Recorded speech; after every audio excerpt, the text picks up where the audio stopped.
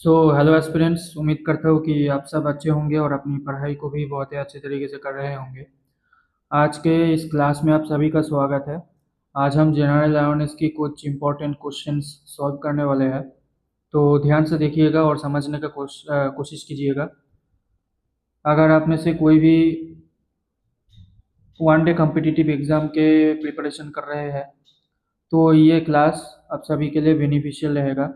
इस क्लास में कुछ PYQs है जो पिछले साल एग्ज़ाम में आ चुके हैं, तो वो भी मैं करवाऊँगा। तो वीडियो के लास्ट तक बने रहना और फिर चलिए शुरू करते हैं।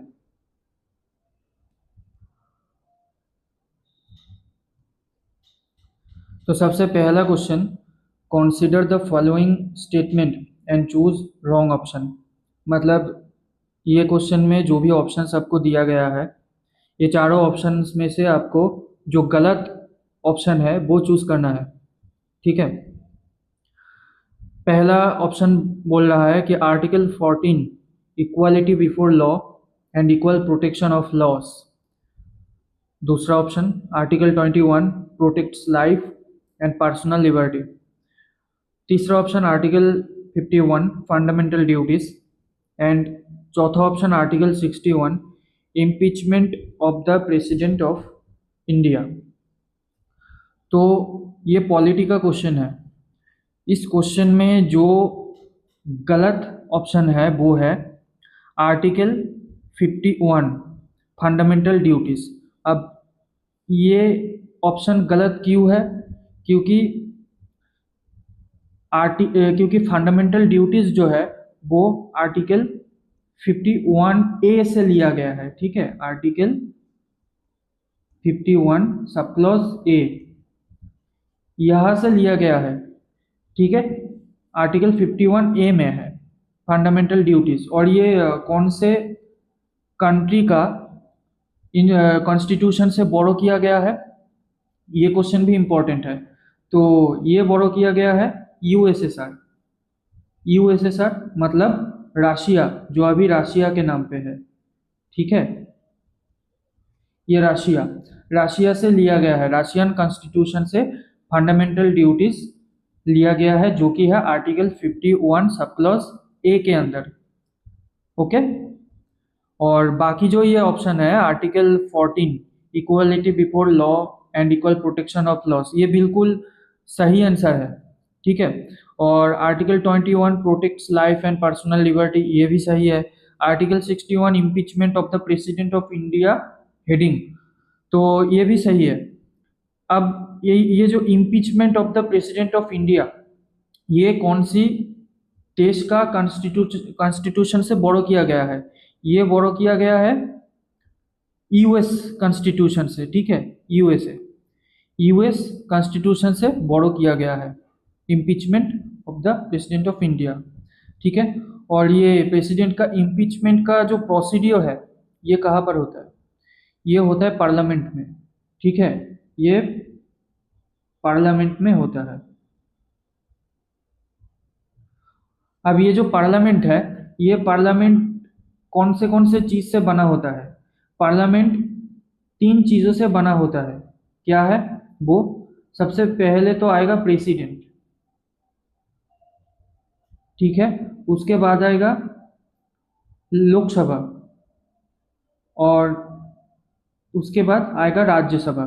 ठीक है, ये तीनों चीज से पार्लियामेंट बना हुआ है। ओके। ये क्वेश्चन भी आता है कि पार्लियामेंट कौन से चीज से बना होता है। बहुत सारे लोग लोकसभा और राज्यसभा कर देते हैं, पर गलत है।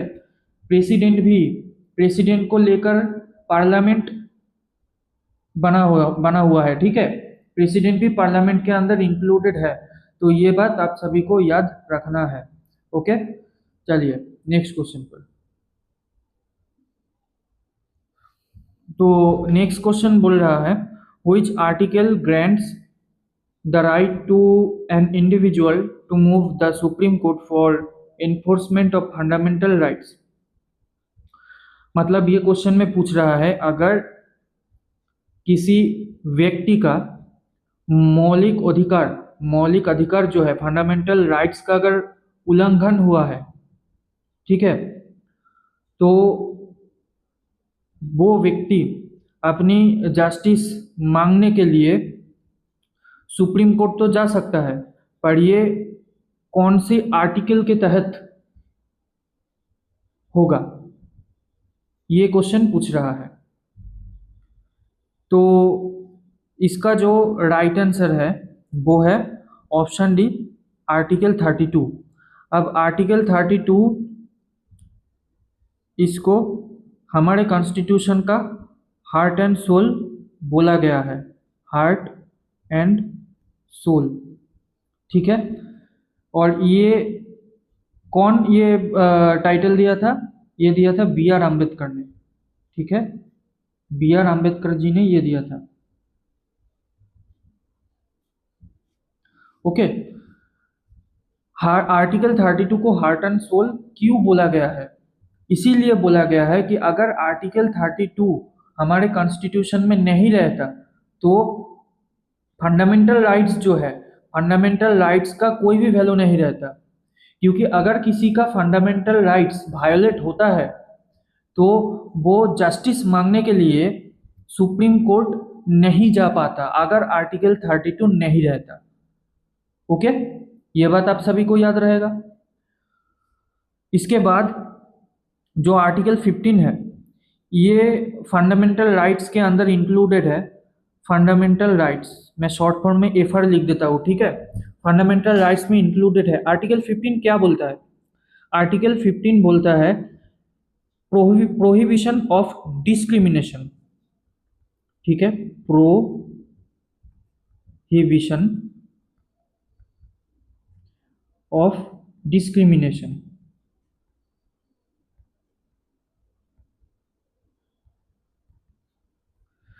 इसका मतलब क्या है? प्रोहिबिशन ऑफ डिस्क्रिमिनेशन का मतलब, इसका मतलब है कि अगर, मतलब आप ये समझ लीजिए हमारे देश में अगर किसी को कोई और ने उसका जाति, धर्म, जेंडर, स्किन का कलर, ठीक है, चमड़ा का जो कलर, कोई गोरा है कोई काला है, ठीक है, तो ये सब चीज़ लेकर अगर कोई गलत बोला है या फिर उसके साथ कुछ गलत किया है, ये सब चीज़ें लेकर, तो इसका प्रोहिबिशन, इसका प्रोहिबिशन करता है आर्टिकल 15। मतलब ये सब रोकता है, ये जितने भी सारे चीज़ है इसको बोला जाता है डिस्क्रिमिनेशन, मतलब किसी को नीचा दिखाना। ओके, तो ये चीज़ गलत है और ये रोकता है हमारे कॉन्स्टिट्यूशन में आर्टिकल 15। ओके, इसके बाद है आर्टिकल 19। आर्टिकल 19 जो है ये है right to freedom, right to freedom,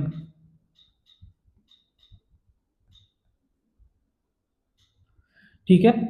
अब ये राइट टू फ्रीडम के अंदर और भी 6 फंडामेंटल फ्रीडम्स है।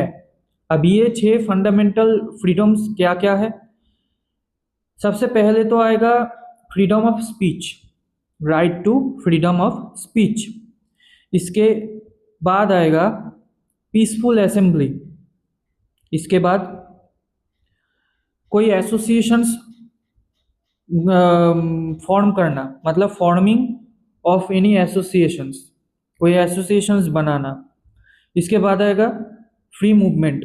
अब फ्री मूवमेंट का मतलब ये नहीं कि आप हाथ पैर हिला रहे हो, ये सब नहीं। फ्री मूवमेंट का मतलब है कि आप हमारे देश में किसी भी जगह आप जा सकते हो, घूम सकते हो, ठीक है। इसके बाद आएगा रेसिडेंस अक्रॉस इंडिया, मतलब आप भारत में कभी भी आपके मनपसंद जगह में जाकर आप रेसिडेंसी ले सकते हो लीगली, ठीक है।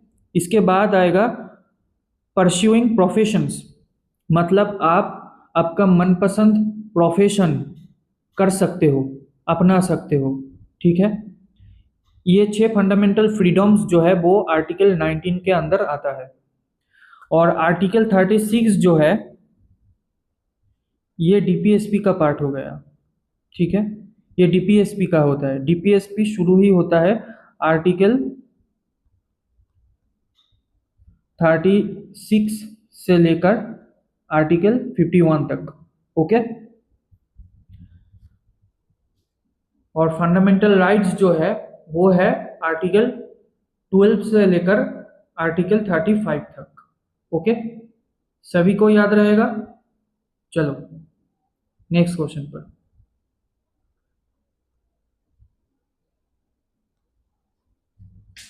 इसके बाद जो तीसरा क्वेश्चन है ये बोल रहा है by which article of the Indian constitution is the power to issue ordinances conferred on the president.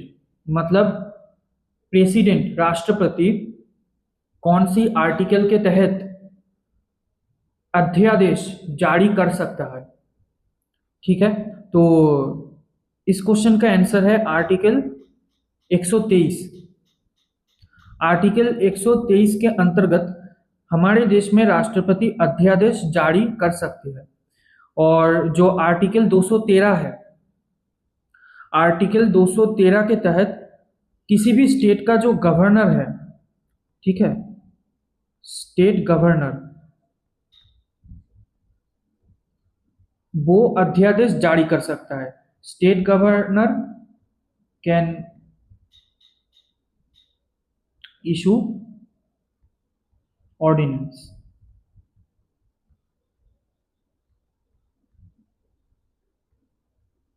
ठीक है, आर्टिकल 213 के तहत स्टेट गवर्नर ऑर्डिनेंस जारी कर सकता है।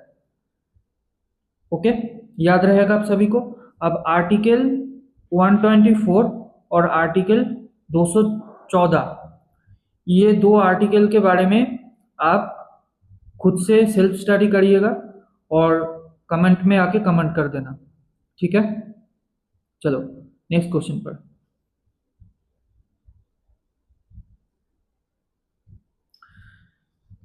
चौथा क्वेश्चन पूछ रहा है कि the term of the Lok Sabha is, Lok Sabha का कार्यकाल कितना है। तो लोकसभा का कार्यकाल है 5 साल का। ठीक है, 5 साल का लोकसभा का कार्यकाल है। और इसके साथ साथ आपको ये भी याद रखना है कि लोकसभा जो है ये एक टेम्पोररी बॉडी है। ठीक है, ये एक टेम्पोररी बॉडी है।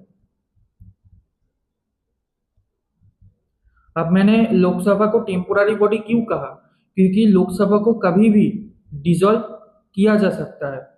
ठीक है, डिसॉल्व किया जा सकता है। ठीक है, इसीलिए लोकसभा एक टेम्पोररी बॉडी हुआ और इसका जो मैक्सिमम कार्यकाल है, ठीक है, वो है 5 साल का। पर इसी जगह पे राज्यसभा जो है,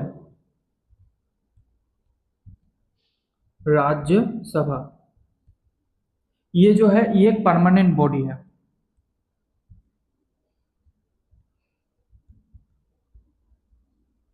ये परमानेंट बॉडी क्यों है, क्योंकि राज्यसभा को डिसॉल्व नहीं किया जा सकता। ठीक है, कैन नॉट बी डिसॉल्व्ड। ठीक है,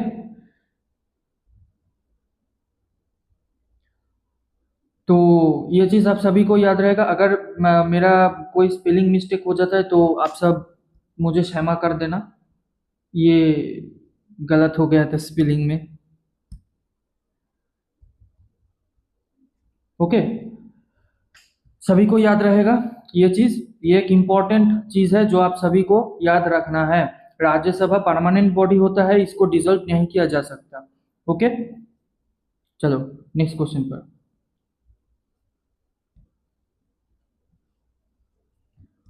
जो पांचवा क्वेश्चन है वो पूछ रहा है कि the Indus valley civilisation is known to have hard trade relations with. Indus, ये एंशियंट हिस्ट्री का क्वेश्चन है। ठीक है, इंडस वैली सिविलाइजेशन का देखिए, एंशियंट हिस्ट्री में आप सभी का जो इम्पोर्टेंट टॉपिक है, सबसे इम्पोर्टेंट टॉपिक और जहाँ से सबसे ज़्यादा क्वेश्चंस बनते हैं एंशियंट हिस्ट्री का टॉपिक से, वो है आईवीसी, इंडस वैली सिविलाइजेशन से।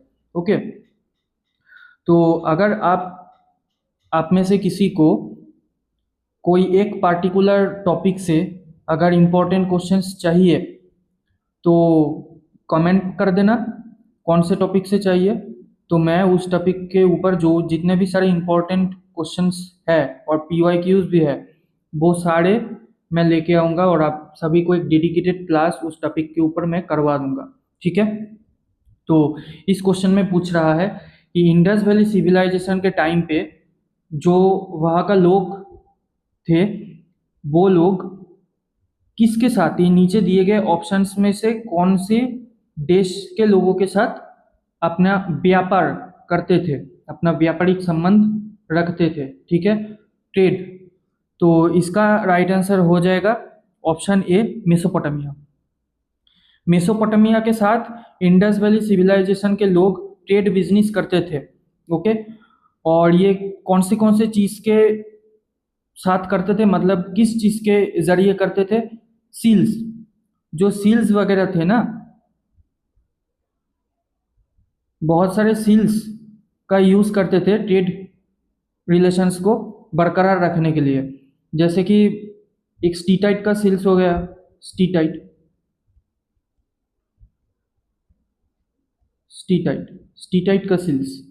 और इसके अलावा भी बहुत सारे एनिमल सील्स भी यूज होता था। ठीक है, एनिमल सील्स, ये सब ट्रेड बिजनेस के लिए इंडस वैली सिविलाइजेशन का लोग यूज करते थे। ठीक है, चलिए नेक्स्ट क्वेश्चन पर।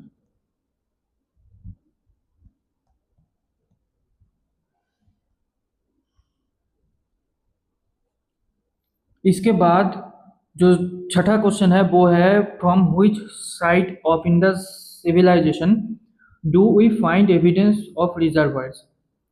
मतलब सिंधु घाटी सभ्यता का जो रिजर्वायर था, उस रिजर्वायर का एविडेंस नीचे दिए गए ये चारों ऑप्शंस में से कौन से जगह में मिला है। तो याद रखिएगा आप सब लोग, रिजर्वायर जो है, रिजर्वायर का एविडेंस मिला था धोलावीरा से। ठीक है, ये धोलावीरा कहाँ है? धोलावीरा है गुजरात में, प्रेजेंट डे गुजरात में है धोलावीरा। ठीक है, रिजर्वायर का मतलब बड़ा बड़ा जलाशय जहाँ पे पानी इकट्ठा किया जाता था। ठीक है, पानी स्टोर किया जाता था बड़ा बड़ा जगह में। ठीक है, वो है वाटर रिजर्वायर, तो जो है धोलावीरा में। और लोथल जो है, ये लोथल भी गुजरात में ही है। ठीक है, प्रेजेंट डे गुजरात में ही है लोथल। पर ये लोथल भी फेमस है। लोथल क्यों फेमस है? लोथल फेमस है डॉकयार्ड के लिए, डॉकयार्ड। ठीक है, डॉकयार्ड के लिए फेमस है लोथल। अब इस डॉकयार्ड में क्या होता था? डॉकयार्ड से जो नौ वगैरह है बाहर बिजनेस या ट्रेड के लिए यूज होता था, बड़े बड़े जहाज या नौ, तो वो सारे ये डॉकयार्ड से ही ऑपरेट होता था। ठीक है, तो ये गुजरात का डॉकयार्ड लोथल, ये भी इम्पोर्टेंट है। और कालीबंगम, कालीबंगम फेमस क्यों है? कालीबंगम फेमस इसीलिए है कि इसमें यहाँ से plough field, plough field, ploughed field, इसका एविडेंस मिला था। अब प्लाफ्ट फील्ड क्या है? ये है उपजा हुआ जमीन, जो खेती के लिए यूज होता था। ठीक है, उपजा हुआ जमीन, प्लाफ्ट फील्ड। और मोहनजोदड़ो, मोहनजोदड़ो तो फेमस है ही। मोहनजोदड़ो एक तो बड़ा इंडस वैली साइट भी है, एक सबसे विकसित इंडस वैली सिविलाइजेशन का सबसे विकसित जगह में से एक था। ठीक है, और यहाँ से क्या एविडेंस मिला था? यहाँ से जो एविडेंस मिला था वो है डांसिंग गर्ल का स्टैचू मिला था, डांसिंग गर्ल, डांसिंग गर्ल का स्टैचू। और क्या मिला था यहाँ से? और यहाँ से मिला था ग्रेट बाथ। वैसे तो बहुत सारी चीज ही मिला था, पर ये दो इम्पोर्टेंट है। ठीक है, डांसिंग गर्ल स्टैचू और ग्रेट बाथ, जो एग्जाम में क्वेश्चंस आते हैं ये दो दो से। और जो एक है मोहनजोदड़ो को माउंट ऑफ डेड भी बोला जाता है, mount of dead, mount of dead. ठीक है, मोहनजोदड़ो को माउंट ऑफ डेड भी इसीलिए बोला जाता है क्योंकि यहाँ से बहुत सारे जो स्कल्स है, स्केलिटल्स है, ये सब मिला था। जो मरे हुए इंसान का स्केलिटल्स है ना, वो सब यहाँ से मिला था। ज्यादातर मोहनजोदड़ो से ही मिला था, इसीलिए इसको माउंट ऑफ डेड भी बोला जाता है। ये सारे कुछ फैक्ट्स है जो आप सभी को याद रखना है और यहाँ से क्वेश्चंस बनता है। ओके, चलिए नेक्स्ट क्वेश्चन पर।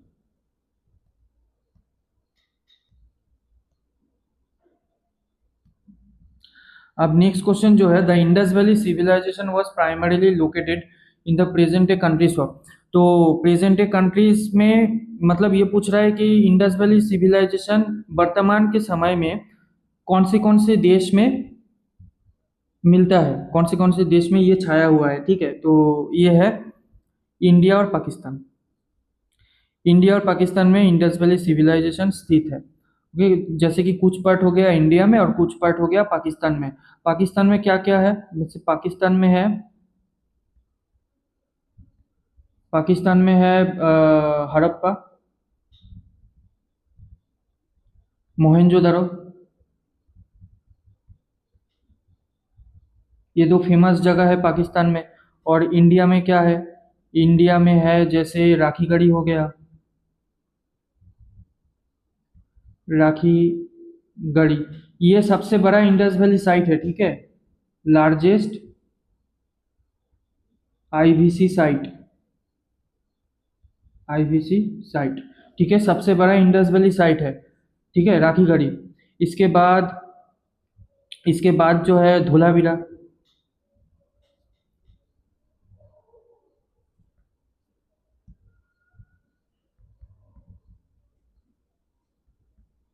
जो कि है गुजरात में। इसके बाद है लोथल। ठीक है, ये भी गुजरात में है। इसके बाद जो है कालीबंगन, कालीबंगा, ये जो है ये राजस्थान में है। ठीक है, ये राजस्थान में है Kalibangan.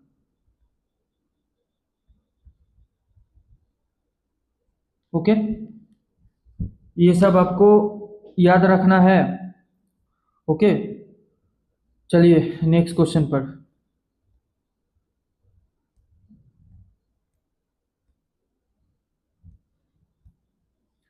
The second battle of Panipat was fought between, मतलब पानीपत का सेकेंड बैटल, इन चारों जो ऑप्शन दिया हुआ है इनमें से किसके साथ लड़ा गया था, लड़ाई हुआ था। तो सेकेंड बैटल ऑफ पानीपत ये हुआ था अकबर और हेमू के बीच में। ठीक है, ये कौन से टाइम में हुआ था सेकेंड बैटल ऑफ पानीपत, बताइए मुझे। ये हुआ था कौन सी साल में, ये हुआ था 1556, 1556 में हुआ था। और बाबर और इब्राहिम लोदी के बीच में हुआ था first battle of Panipat, first battle of Panipat.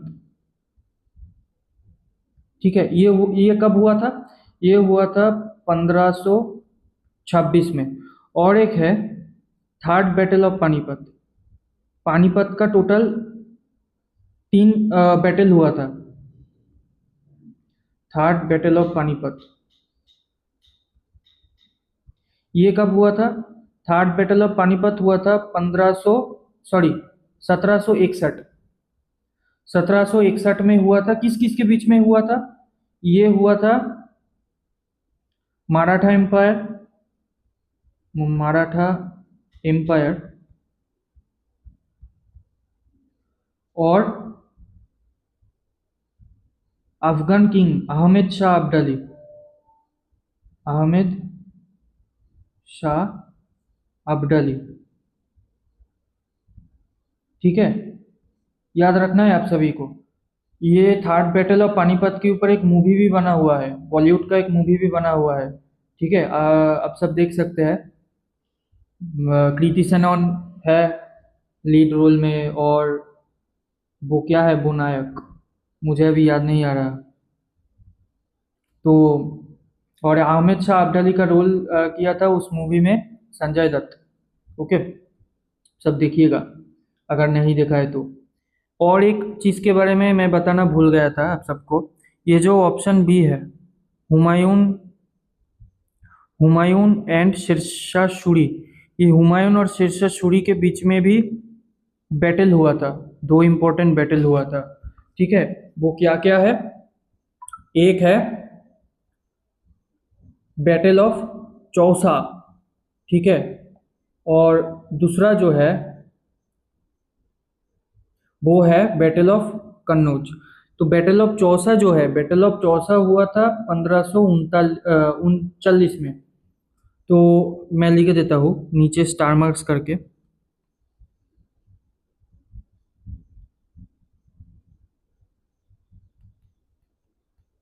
Battle of Chausa ये हुआ था 1539 में। ये हुमायूं और शेरशाह सूरी के बीच में हुआ था। कौन जीता था? ठीक है, जीता था सूरी, शेरशाह सूरी, ठीक है। और सेकेंड बैटल भी हुआ था इन दोनों के बीच में, और वो हुआ था 1540 में। तो वो है battle of Kannauj, battle of Kannauj.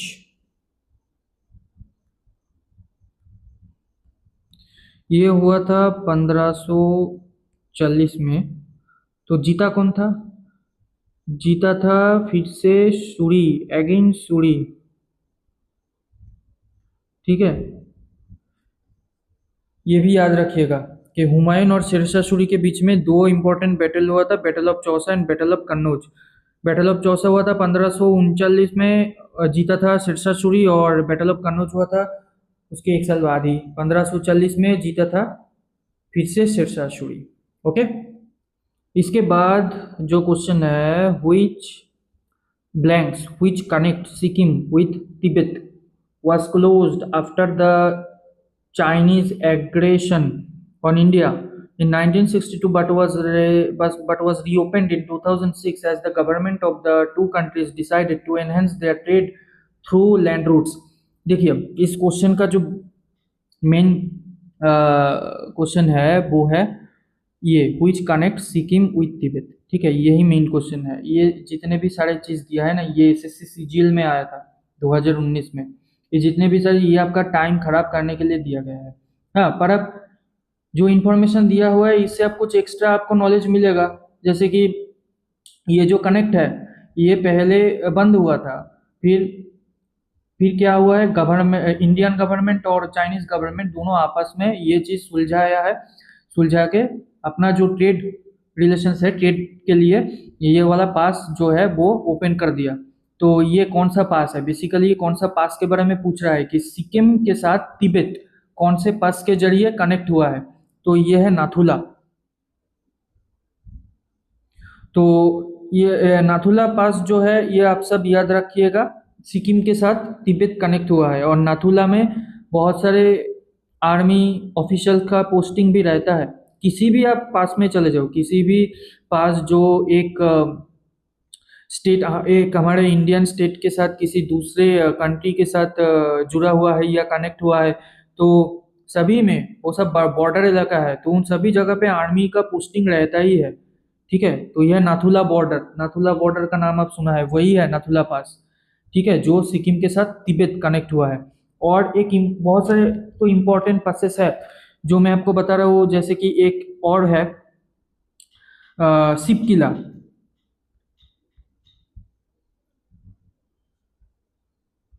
SIP किला, ठीक है, ये सिप किला पास जो है, ये तिब्बत के साथ किसका कनेक्ट हुआ है, हमारे एक इंडियन स्टेट, वो है हिमाचल प्रदेश।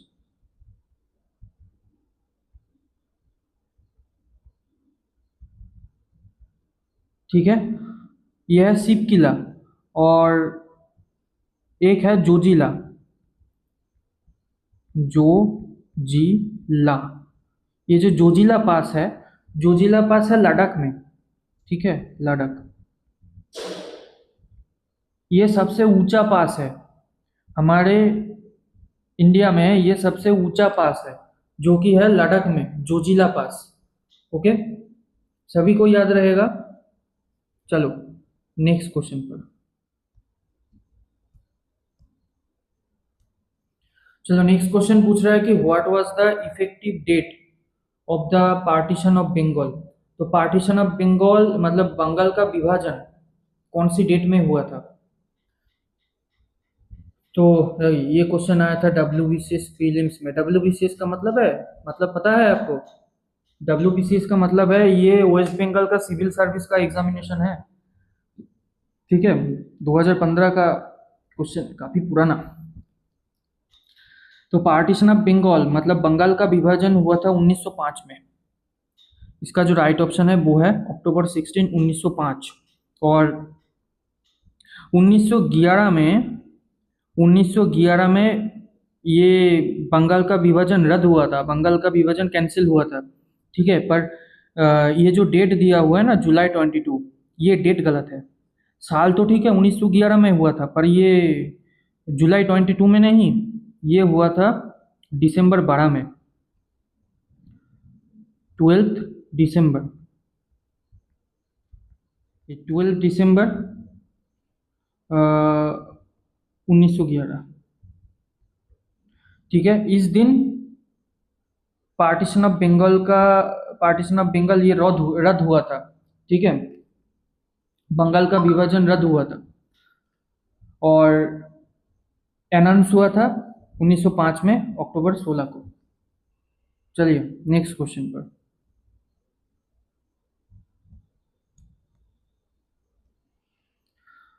इसके बाद पूछ रहा है कि blue revolution refers to the great increase in which economic activity. ये हरियाणा सिविल सर्विस में आया हुआ क्वेश्चन है, 2019 में आया था। तो ब्लू रेवोल्यूशन जो है, जिसको बोलते हैं नीली क्रांति, ये है एक्वाकल्चर, एक्वाकल्चर के साथ जुड़ा हुआ है।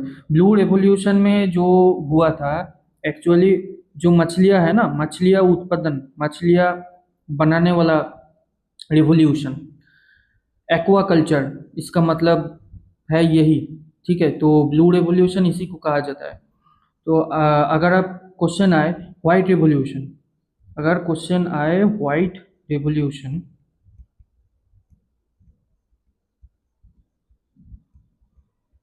तो व्हाइट रेवोल्यूशन किस चीज के साथ जुड़ा हुआ है? व्हाइट मतलब सफेद, ये है मिल्क, ठीक है, मिल्क, मिल्क रिवोल्यूशन। जो दूध, दूध से जो भी चीज़ बनता है, जैसे कि पनीर हो गया, घी हो गया, मक्खन हो गया, मक्खन मतलब बटर, और दही हो गया, जो भी चीज़ मिल्क से बनता है वो सारे क्या है, व्हाइट रेवोल्यूशन के अंदर आएगा। तो व्हाइट रेवोल्यूशन मिल्क, ठीक है, मिल्क रेवोल्यूशन के साथ जुड़ा हुआ है। तो अब ये व्हाइट रेवोल्यूशन हमारे इंडिया में किसने, मतलब इसका फादर कौन है व्हाइट रेवोल्यूशन का, ये भी क्वेश्चन एग्जाम में पूछते हैं। चलिए बताइए। तो ये है Verghese Kurien, okay, Verghese Kurien, white revolution का जो फादर है,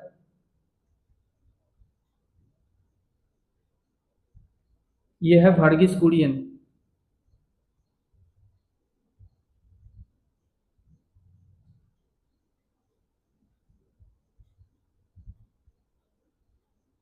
ठीक है, ये सब आपको याद रखना है,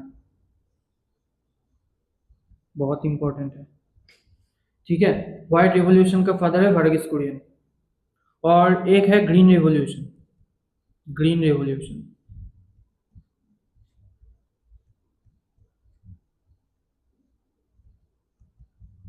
इसका फादर कौन है? आप सब मुझे सेल्फ स्टडी करके बताइएगा, ठीक है, कि ग्रीन रेवोल्यूशन का फादर हमारे इंडिया में कौन है, ठीक है। ये आप सब मुझे बताइएगा कमेंट सेक्शन में। चलिए नेक्स्ट क्वेश्चन पर।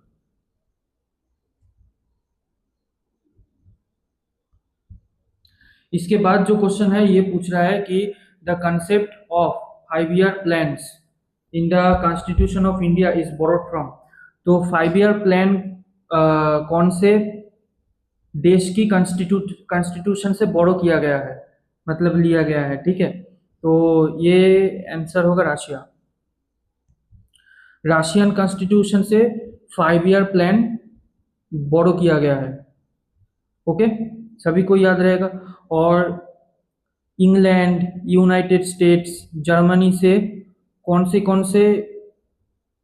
कॉन्स्टिट्यूशन में कौन से जो आर्टिकल्स है या फिर कोई और चीज़ है तो वो लिया गया है, बोरो किया गया है, ये सब आप सेल्फ स्टडी करिएगा आप लोग, ठीक है। सभी अगर मैं बता दूंगा तो आप लोग खुद से क्या पढ़ेंगे, तो यह सब आप लोग सेल्फ स्टडी करिएगा। इंग्लैंड से क्या लिया गया है, यूनाइटेड स्टेट्स से क्या लिया गया है और जर्मनी से क्या लिया गया है। ओके, राशिया से और भी कुछ चीज़ें हैं जो लिया गया है, जैसे कि मैंने बोला था कि फंडामेंटल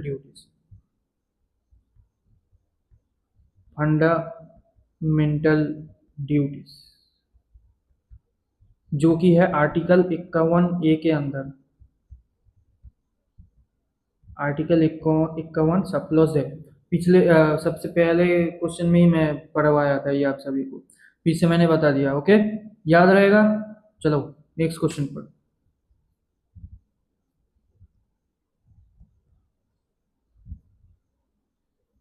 इसके बाद the founder of the Pallava dynasty was, ये रिसेंट एग्जाम का क्वेश्चन है, देखो एसएससी सीएचएसएल में आया हुआ क्वेश्चन है 2026 में। तो ये पल्लव डायनेस्टी जो है इसका फाउंडर है सिम्हा विष्णु, ठीक है। सिम्हा विष्णु पल्लव डायनेस्टी का फाउंडर है। अब ये कौन से टाइम में सिम्हा विष्णु ने पल्लव डायनेस्टी को फाउंड किया था, पता है क्या? ये हुआ था लगभग 275 से 897 सीई में, ठीक है। मैं लिख देता हूँ, 275 से 897 सीई, सेंचुरी, ठीक है। ये टाइम पर सिम्हा विष्णु ने पल्लव डायनास्टी को फाउंड किया था, ठीक है। तो चलिए नेक्स्ट क्वेश्चन पर। इसके बाद पूछ रहा है which is the largest tributary of the river Indus, मतलब इंडस रिवर का, सिंधु नदी का सबसे बड़ा सहायक नदी कौन सा है? यह है चेनाब, ठीक है। चेनाब रिवर, चेनाब रिवर है largest tributary of the Indus river. Okay, अब चेनाब रिवर में एक चीज आप सभी को याद होगा या फिर पता है कि पिछले साल चेनाब नदी के ऊपर चेनाब ब्रिज हमारे प्राइम मिनिस्टर नरेंद्र मोदी जी ने इनागुरेट किया था जाकर। और ये ब्रिज जो है ये आईफेल टावर से भी ऊंचा है, सबसे ऊंचा रेलवे ब्रिज है पूरे विश्व में, ठीक है। तो इसका हाइट कितना है, बहुत इंपॉर्टेंट है ये। आरआरबी ग्रुप डी में भी चेनाब ब्रिज का जो हाइट है वो पूछा गया था 2025 में, ठीक है।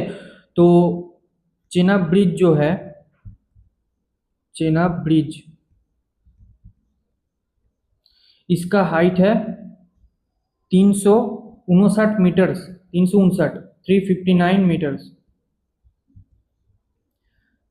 और अगर फुट में पूछे कि कितना फुट है तो क्या होगा, तो है ये 1178 फीट, ठीक है। सभी को याद रहेगा ये चीज, आईफिल टावर से भी ये ऊंचा है चेनाब ब्रिज, ठीक है। और ये इंडस रिवर का लार्जेस्ट ट्रिब्यूटरी है। और एक क्वेश्चन है जो पूछते हैं कि इंडस रिवर का सबसे लॉन्गेस्ट ट्रिब्यूटरी कौन सा है, लॉन्गेस्ट।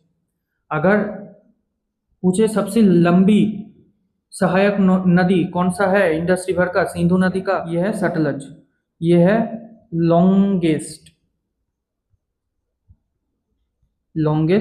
ट्रिब्यूटरी।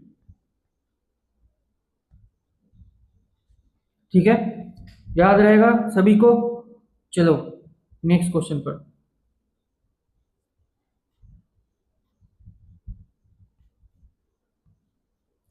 इसके बाद पूछ रहा है कि the vernacular press act of 1878 was repealed during the tenure of viceroy।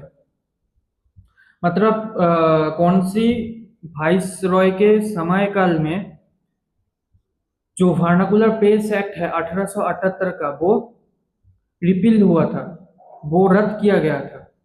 तो वर्नाकुलर प्रेस एक्ट रिपील हुआ था रिपन, रिपन के टाइम पे, वाइसरॉय रिपन।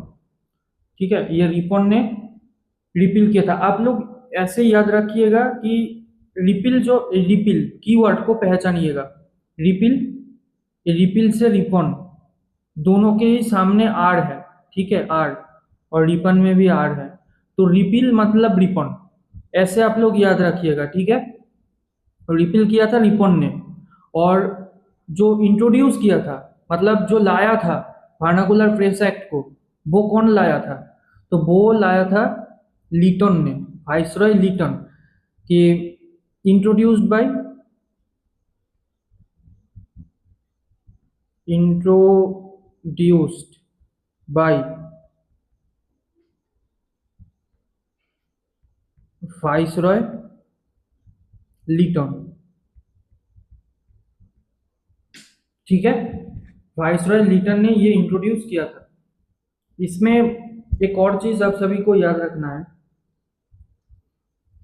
कि वर्नाकुलर प्रेस एक्ट ये इंट्रोड्यूस कब हुआ था? ये इंट्रोड्यूस हुआ था 1878 में, इसीलिए इसका नाम पड़ा कि वर्नाकुलर प्रेस एक्ट ऑफ 1878। पर ये जो रिपील हुआ था ना, ये रिपील कब हुआ था? जो लॉर्ड रिपन ने किया था, वाइसरॉय रिपन ने, ये रिपील किया था 1882 में। ठीक है, जो रिपील हुआ था ये हुआ था 1800, मतलब 1882 में। ठीक है, तो ये आप सबको याद रखना है। ठीक है, चलिए नेक्स्ट क्वेश्चन पर।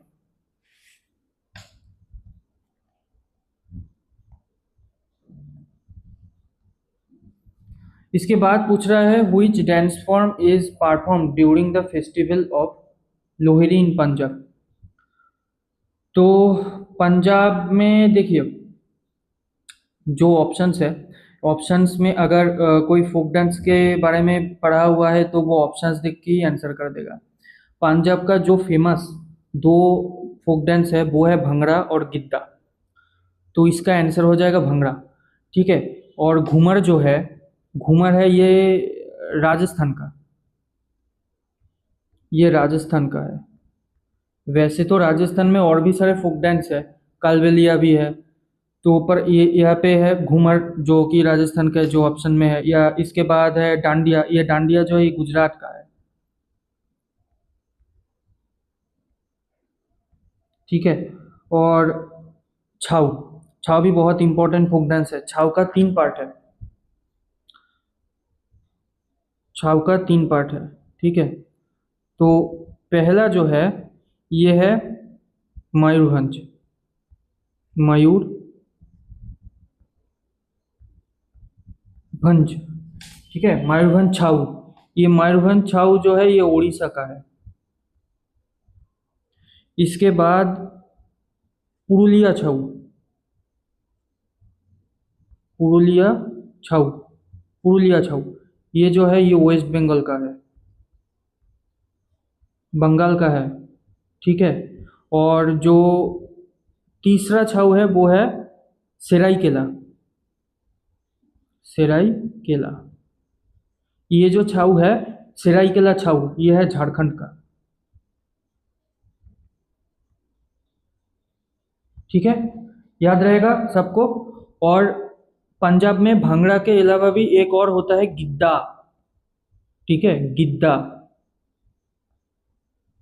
ये गिद्दा महिला लोग परफॉर्म करते हैं। ठीक है, वुमेन्स, वुमेन्स। ठीक है, महिला लोग परफॉर्म करते हैं गिद्दा। और भांगड़ा जो है ये मर्द लोग परफॉर्म करते हैं, मेंस। ओके, याद रहेगा सबको। चलिए, आप सब नोट कर लीजिएगा। जो भी चीज़ आप में से किसी को पता नहीं है तो वो चीज़ आप सब नोट कर लीजिएगा। ओके, और जिनको पता है बहुत अच्छी बात है। चलो next question, 17 number question. Which national park is located in the state of Madhya Pradesh and is famous for its tigers? तो मध्य प्रदेश में जो नेशनल पार्क है, इन चारों ऑप्शन में से होगा बांधवगढ़ नेशनल पार्क, क्योंकि काजीरंगा नेशनल पार्क जो है ये है असम में, बहुत ही फेमस है वन हॉर्न राइनोसर्स के लिए। ठीक है, ये राइनोसर्स, एक श्रृंग गेंडू गेंडर क्या बोलते हैं यार राइनोसर्स को हिंदी में, तो ये असम में है। ठीक है, वन हॉर्न राइनोसर्स काजीरंगा असम में, और पेरियार नेशनल पार्क ये है केरला में। ठीक है, ये केरला में है, और केरला में एक नदी है पेरियार नदी, तो पेरियार नदी के नाम से ही ये पेरियार नेशनल पार्क नाम हुआ है। ओके, तो और एक है गिर नेशनल पार्क। गिर नेशनल पार्क ये जो है ये गुजरात में है।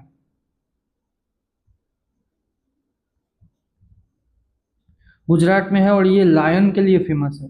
ठीक है, एशियाटिक लायन, एशियाटिक लायन। ठीक है, एशियाटिक लायन के लिए फेमस है गिर नेशनल पार्क, जो कि है गुजरात में, और मध्य प्रदेश में है बांधवगढ़ नेशनल पार्क, ये टाइगर के लिए फेमस है।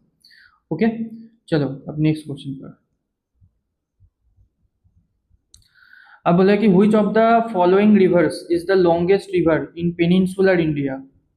ठीक है, तो पेनिनसुलर इंडिया में मतलब जो दक्षिण भारत में, दक्षिण या प्रायद्वीपीय भारत, वहाँ पर सबसे फेमस और सबसे लॉन्गेस्ट नदी कौन सा है?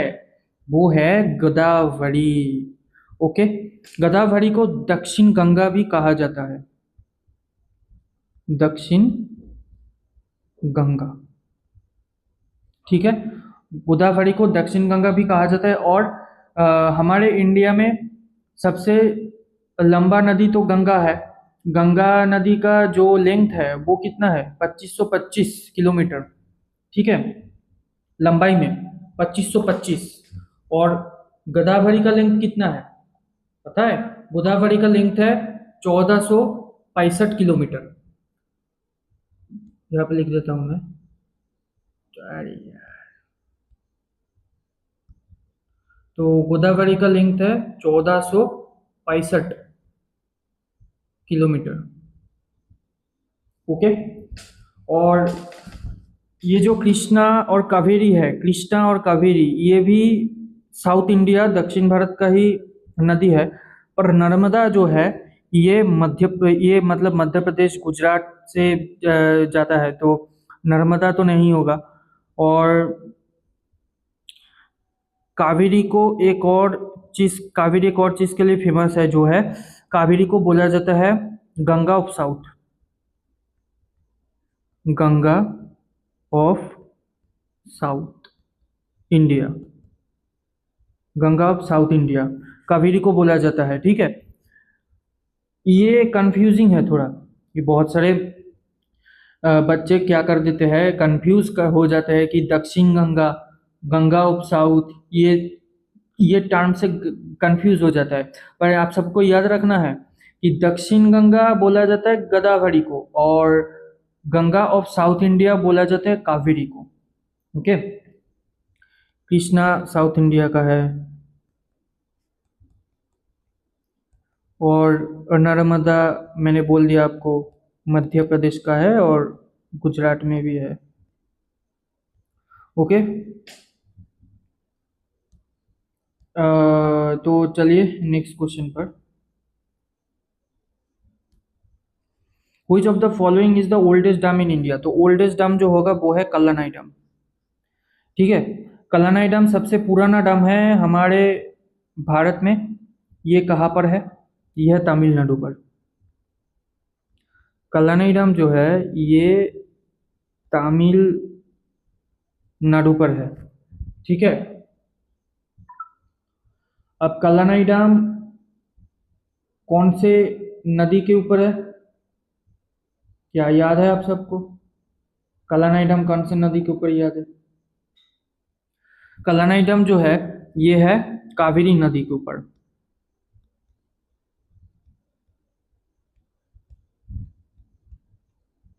ठीक है।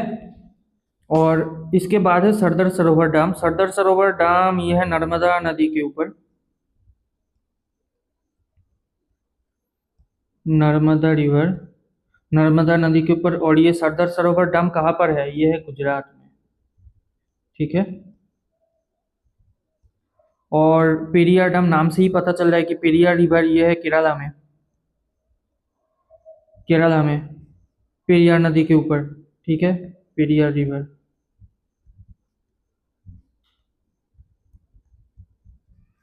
और हीराकुद डैम ये तो सबसे लॉन्गेस्ट डैम है। ये है उड़ीसा में। उड़ीसा में महानदी के ऊपर। महानदी। ठीक है। उड़ीसा। और ये लॉन्गेस्ट डैम है। Longest dam. तो लार्जेस्ट डैम कौन सा है? लार्जेस्ट डैम है भाखरा नंगल। ठीक है, याद रखिएगा आप सब। स्टार मार्क करके लिख देता हूँ। लार्जेस्ट डैम जो कि है भाखरा नंगल।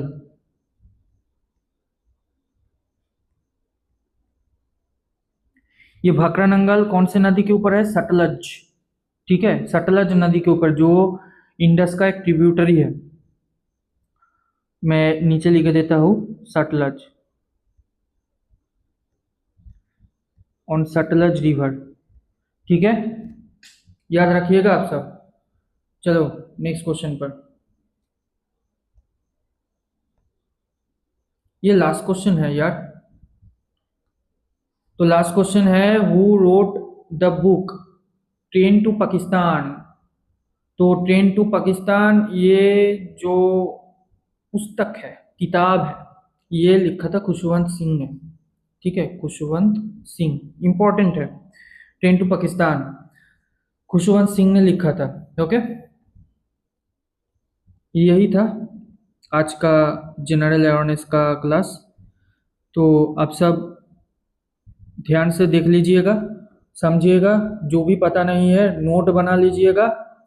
और जितना डिटेल में हो सके मैंने आप सभी को समझाने का कोशिश किया। तो आप सभी को शुक्रिया, बहुत बहुत शुक्रिया इस क्लास को देखने के लिए। और मैं ऐसे ही एक और नेक्स्ट क्लास लेकर आऊँगा। नेक्स्ट क्लास में मैं फिर से आप लोगों के साथ मुलाकात करूँगा। और तब तक अच्छे से पढ़ते रहना, अपना ध्यान रखना, और अच्छे से खाना खाते रहिएगा, अच्छे से नींद लेना। ठीक है, एक प्यारा सा छोटा सा मोटिवेशन जाते जाते आप सभी के लिए, कि success is not just about reaching the top. Success जो है वो सबसे ऊपर पहुंचने का एकमात्र जरिया नहीं है। सक्सेस जो है वो एक अलग ही चीज है। It is about enjoying the climb. मतलब आपके सफर में, आपके सक्सेस के जर्नी में कितना अप्स एंड डाउन्स आ रहे हैं, आप कितना अपने परेशानियों को झेल रहे हो। ठीक है, ये सभी चीज लेकर जो है सक्सेस बनता है। ये एक जर्नी है। ठीक है, it is a journey, it is not the destination. Okay, तो आप सबको अगर ये क्लास पसंद आए तो लाइक, शेयर और कमेंट कर देना। आप लोगों का जो भी राय है वो आप सब मुझे कमेंट में बता सकते हैं। वीडियो पसंद आया, ये क्लास पसंद आया तो सब्सक्राइब भी कर देना। ओके मेरे बच्चे, चलो मैं मिलता हूँ नेक्स्ट क्लास में। हर हर महादेव, जय श्री राम।